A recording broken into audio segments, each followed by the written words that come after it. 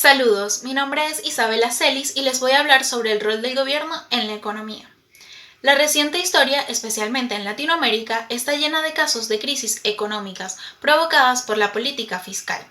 Uno de los principales instrumentos de las finanzas públicas es el presupuesto del gobierno, que describe los ingresos y egresos del sector público.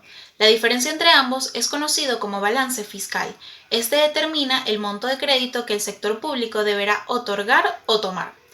En otras palabras, el déficit fiscal es igual al aumento de la deuda del gobierno cuando éste no se financia con emisión monetaria. Los impuestos son la fuente más importante de ingresos del gobierno, los cuales son impuestos a la renta y a la propiedad, los cuales pagan individuos y empresas. Estos también se les puede llamar impuestos directos. Y los impuestos al gasto, que se asocian a la compra de bienes, o impuestos indirectos.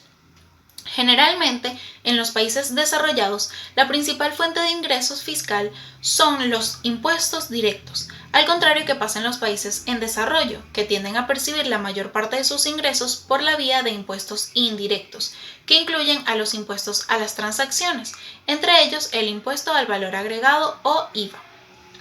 Esta es una de las razones por las que los países en desarrollo tienen que ver como importante fuente de ingreso los impuestos indirectos, ya que es la forma más fácil de recaudar que el impuesto a la renta. Sin embargo, el sistema tributario que se basa en los impuestos indirectos tiende a ser regresivos. Los impuestos que pagan la gente que tiene menos representan una proporción mayor de ingreso que los impuestos que pagan los pudientes. En sí, ¿qué debería hacer el gobierno? En cierto sentido, buena parte de las funciones del gobierno pueden sintetizarse en el establecimiento de la infraestructura en un sentido amplio. La infraestructura educativa, tecnológica, financiera, física, ambiental y social de la economía. Puesto que los mercados no pueden funcionar en un vacío, esta infraestructura es necesaria para que los mercados cumplan su papel esencial en el aumento de la riqueza y de los estándares de vida. Cuando tratamos de identificar el papel adecuado del gobierno, debemos tener en cuenta dos puntos fundamentales. El primero es la importancia de los incentivos. El segundo es la naturaleza dinámica del papel del gobierno. Cuando la economía cambia, el gobierno también debe hacerlo.